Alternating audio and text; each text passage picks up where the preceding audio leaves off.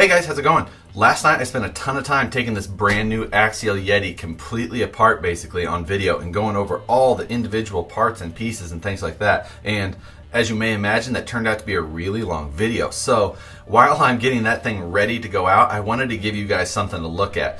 I got the new car and I had to put something up. So I want to go over just some of the basic things, some of my plans, some comparisons real quick. And then if you're still interested in this thing, I'll put up that video here soon and you'll get a real in-depth look at some of the parts and design features of this brand new car from Axial.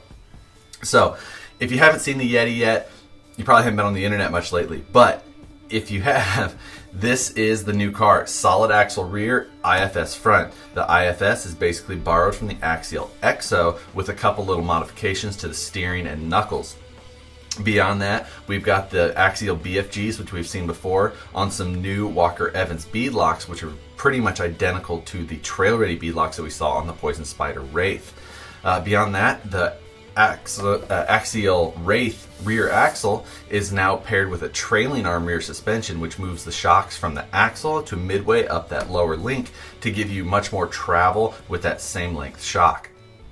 This thing's got an all-new transmission inside that is capable of accepting a 2-speed upgrade that will be out soon, but right now it's a single-speed transmission. So that's some of the broad features and overview of the truck. Now I wanted to show you some of the comparisons to some of the other trucks laying around the shop here, and then I'll show you and tell you kind of what I plan to do with this thing, and gonna move on this thing pretty quickly because I've got some big plans for it coming up in only a few days. Okay, so throw on these two big trucks on the bench here, the new Yeti and then my Wraithzilla build based off of an Axial Wraith basically, but with pretty much all aftermarket parts. But you may notice a few things right off the bat. The first thing you'll notice is that this new Yeti is much wider in the body area than this Wraithzilla chassis or even an actual stock Wraith chassis. You may have remembered a while back I did start a Rexo conversion. This is the Wraith chassis with a conversion kit to run an EXO front end on it. At that time I kind of got word that there was for sure an IFS version coming out, and this thing wasn't just coming together exactly how I liked in the meantime, so I decided to just kind of shelf this and wait for this new Yeti to come out. So a stock Wraith cage measures about 6 3/4 inches across right here in the cowl area. This new Yeti in that same area measures roughly an inch wider, about 7 3/4 of an inch to the widest part of that door. So it is wider, and I'm guessing that was partly due to try and keep the scale proportions closer with how wide that this Axial EXO front end is. These the Wraith rear axle and these beadlock wheels, they have a wider hub on them to kind of push those out to try and match that Axial EXO front end. But that's just a basic look at that part of it. So size-wise, the wheelbase is a little bit longer than a stock Wraith, between 3/4 and a half an inch longer than what you'll see from a Wraith. So it'll have a nice long wheelbase. It should be nice and stable at speed due to the width as well. Now next, I've got an Axial SCX-10JK next to the Yeti, and you can definitely tell there's a huge scale difference there. The Axial SCX-10, comparatively to the track width, you're only looking at a 9.5 inch track width completely outside to outside of the tires with some wider even Pitbull rock beasts on there versus this car, which is probably closer to 12.5 inches overall, which since it's longer than my 1 foot ruler here. Now I'm going to get into this a little bit in that other video as well, but I wanted to show you a cool little feature. If I pop the body off of this JK, there was an interesting little piece inside of the spare parts bag that came with this Yeti. And what it was is it's a part that fits right down into the stock shock towers of an SCX-10. Now, what makes that interesting is that if you pop the body completely off of this truck,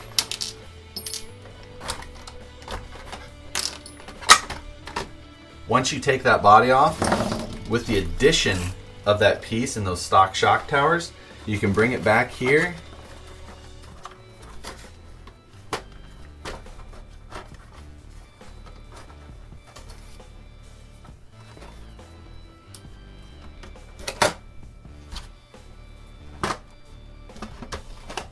and it will bolt right into place. Pretty much all there is to it. Now, this SCX10 is built with a bunch of other parts that aren't necessarily fitting to it, as far as like the bumpers and the other body mounts and things like that. But maybe we're going to be seeing something along these lines here soon. Who knows? Being that Axial already has those parts, maybe they're just allowing you guys to make your own creations out of a simple SCX10 and that Yeti body. But I can tell right off the bat, this is going to be up a lot of people's alley.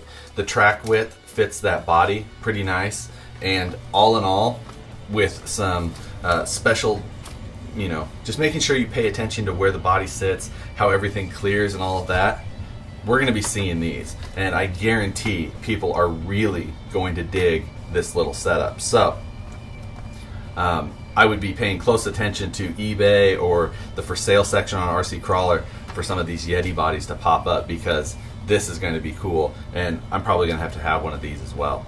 So again, without getting too in depth on this thing like I did in the other video, underneath the body on this thing, we've got that nice long can brushless, waterproof 3150 4-pole motor made by Castle Creations, fitted to a Castle-made ESC branded by Axial.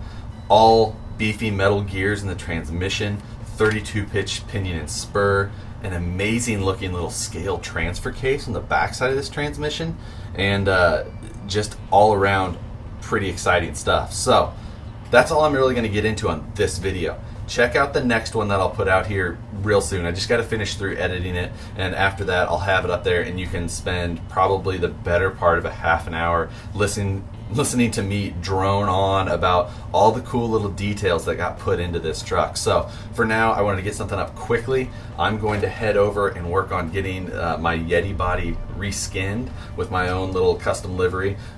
So big plans for this thing. This weekend I'm heading out to Buena Vista, Colorado to run this thing in its first G6. So I'm going to be doing some re-gearing. I'm probably going to switch out that motor in ESC for a censored setup, but other than that, going to hit the trails with it right away. So a few other little details coming. I'll make sure to cover those in future videos. Is exactly how I'm going to transform this to the G6 rig for this coming weekend. So watch out for all that, guys. It's going to be super exciting. I'm super pumped to run this car. Other than that, watch out for those extra videos, and that's all I got for today. So we'll catch you guys on the next one.